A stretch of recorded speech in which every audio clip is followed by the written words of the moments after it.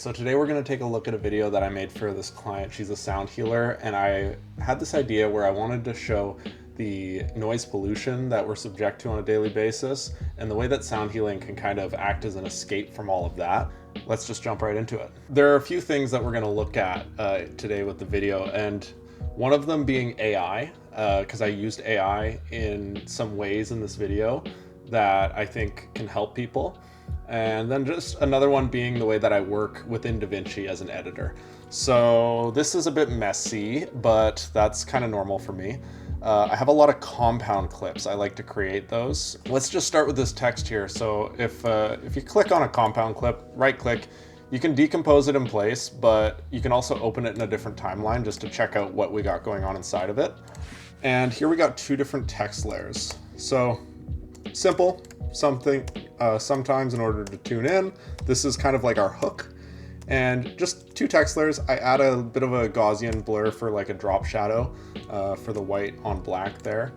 And then I did originally actually have like this totally different, it was a grain overlay, triple grain overlay, so lots of grain, and this compound clip, but the client ended up liking the black and the white more, which is completely fine. But let me just show you what I did with this, because this had a cool sort of process to being made that I've used recently on a few things. So you go into your effects in Davinci, you've got generators, and you're just gonna grab a 4-color gradient, okay? So you grab this, you can look up an inspector, you can make any colors that you want in these 4 quadrants. You can also change where the quadrants sit. For this one, I stuck with these kind of like pastel colors, very soft pinks, purple, white, just off-white. And I made 5 of them that are just slightly different from one another.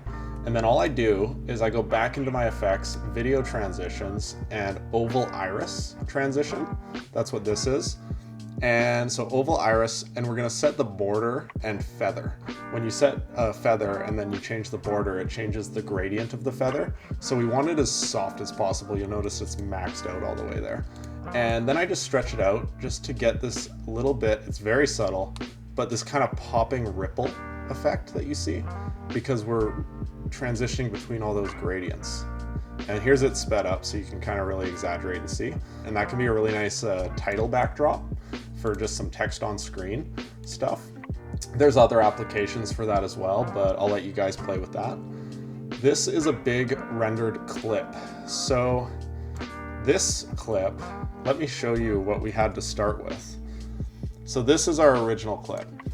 This is a hindsight is 2020 thing. On the shoot day, what I should have done is gotten a shot of him like profile here, maybe breathing in deeply or something to have, because the next shot that I had was this window shot. And there you can even see my morph cut, even though we speed ramped and it's kind of hard to see in the video, but I'll show you. So here's what I did. I grabbed the shot that I want to end on. I want it to get to here, but I needed it to start here on him. I would take this frame, I would go into the color page. I'm using Shift and then 1, 2, 3, 4, 5. That's how I change my pages for my hotkeys, in case you're wondering. But so I go into my color page, and I would just take this and go, okay, grab still. It ends up over here, and then we go export, and you can export a JPEG of this. And you're gonna do the same thing with the shot that you want it to lead into. This shot here that we just looked at, that one right there. And then I went into, this is one of the instances of AI. I went online, and I forget, it's like the one by OpenAI, I think. I forget which one it's called even. But you can give it frame to frame photos, and it'll put the video in between. And you can see here, it goes, and I told it to pan and tilt over, and then it goes around, and you can see if you stop, that looks, I mean, this is not convincing to anybody. That's a quick sell that that's AI right there. Luckily, nobody's really looking that closely because we have speed ramped, and I knew it was going to be a speed ramp here, so I wasn't too worried. So we speed ramp in, and then what I did is, you'll see there's a morph cut right there. Sorry, smooth cut. The Premiere, I think, calls it a morph cut. So that's why I keep calling it that, but it's a smooth cut. This is really good for like interviews and stuff too, if you have to cut out ums and buts and you don't have the ability to go to a B cam. But smooth cut's great. So that gets us the end of our speed ramp. And then we speed ramp it into these shots. Now these shots, they're all shot, everything's shot on my FX30, and this is all really just wide open shutter angle. So more than 360 degrees, I forget what it was exactly, but long light trails, fast moving, handheld. It was raining, so we get like some lens flares. And you'll notice I color graded it to be very punchy saturation. And then I even repeat some shots here. So it's like, we go here, and then it's supposed to be more of a transition than anything. So this, I love this frame. So we kept this as the first frame because that's gonna stick with the viewer a little bit more. And then I love this frame too. So these two I kept a bit longer, and then it quickly goes into this bang, bang, bang, like rapid. And that's our transition. And then boom, we're back. Lynn closes the window. So now is a good time to look at our sound design. This whole intro bit, Lynn is speaking, but we want the viewer to understand that he is completely overwhelmed. So this ambient noise is at around minus 20 decibels. So is her vocal track. So usually vocals, I'd put it around minus 12. I'm gonna say usually. But for this, I wanted it to be the same as the ambient noise. And then it quickly, you can see we have a volume keyframe here. So it's just using the volume and inspector on the side here. We can keyframe our volume. I'm keyframing that volume up to build. It gets to about minus 16, I believe. So it's significantly louder than her voice in this moment. And let's hear what she says. She's talking about his attention, and attention is actually the last word that we can kind of make out before things really ramp up. And you'll see here, we've stacked like 6 sounds. I've got ambulances going by, energetic crowds, people walking, seagulls, a Ferrari, Volkswagen, all of it just all happens during this transition of flashy cuts. So all of that just feels like chaos. The idea storytelling wise is that is like he's overwhelmed, and then boom, she fixes that. This is hopefully a way that we can drive a message home with our viewers. So we've done something kind of big and catches their attention, and then we go nice, quiet. The ambience is like minus 30 decibels here. Put a lot of emphasis on whatever this says. And then we've got this slider shot. So this is just a simple shot we did in the studio here on the slider, sliding back. She's telling him to breathe. We've layered in some of his breath. All the sound that I layered into this, you'll notice, is very clean. I didn't use almost any of the camera audio. I used her vocal audio, which is coming out of my DJI Mic 3s, and it's quite clean. And then this little tan clip you'll see here in the timeline, that was because when this bowl is really close to the camera, it creates this really big kind of sound that fills a lot of the frequencies. But otherwise, I wanted all these sounds to be isolated from room tone completely. So here's where we start getting into the instrument sound. The second she hits the bowl, we've made this match cut. One thing we've got going on here too is because this is a white studio, I was able to recenter a lot of this and frame it up. And what I did is I would have actually extended this out, grabbed this, changed the opacity, brought it down, and you can just check exactly where you're matching. Like if you look at that, his body's like almost not moving at all there. Hers is a little different, but also this is a different portion of the clip. But that's how I do a match cut. I just drag that clip out, throw the opacity down a bit, and then I use the position sliders to just get it perfect. So a little match cut there. Ding, we're in the studio. This is the second part where we used a little bit of AI.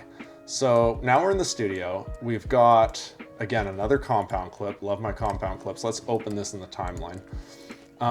This shot here, as well as this shot, especially this shot, we have used AI to generate a background. This was our original studio shot.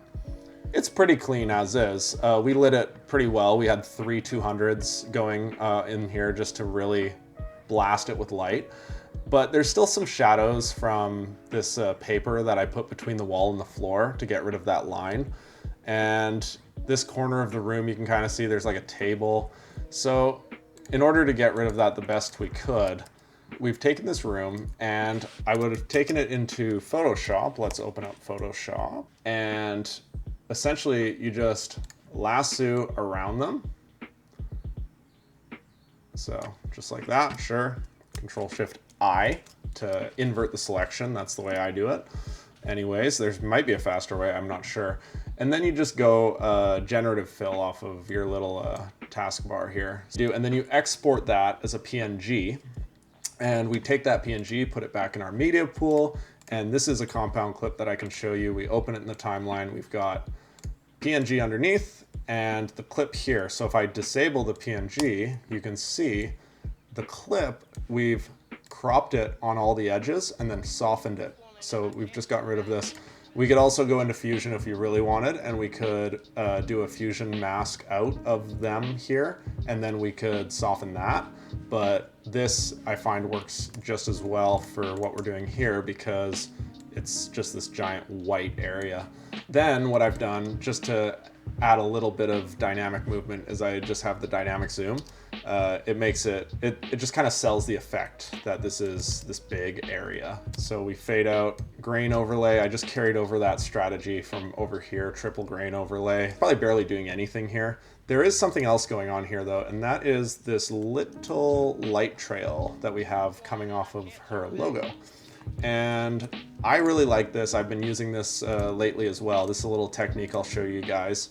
So you take the logo, you duplicate it, and I put it underneath, and we're zoom blurring the one that's underneath, and we're changing the opacity, we're bringing it way down.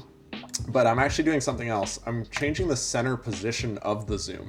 We get this kind of ghosting effect. That is changing the point at which we're zooming from. If we wanted to, we could really go crazy and probably put this like what you just witnessed is a little bit of a bug that I found with this, where sometimes if you change the center position, like here in one of your keyframes, it automatically will change this position back to 0.5. It's just a little bug, so be cognizant of that. If you are doing this effect, you may have to adjust that second control point. So yeah, there's one other thing I just quickly wanted to show, a technique that I used on this that I use a lot. So hopefully this can help somebody somewhere with what you're doing. But so this compound clip here, what is this? If I go open in timeline, it's just 2 music clips. I've just basically said, oh, I like this part of the track, and then I want it to go straight into this part of the track. And I want there to be a transition between them. Fine, but why would I make it a compound clip? So this time it wasn't just because I like doing it. There was a reason. This little thing here controls your fade in, fade out. And I wanted it to have a nice gradual fade out, but we had 2 clips once I had split it. So let's go over here. I've kind of created this test situation where we have all these clips, and say you have like a transition between it like this, but you want this to start here and fade out gradually all the way to the end. Well, this little thing won't do it anymore.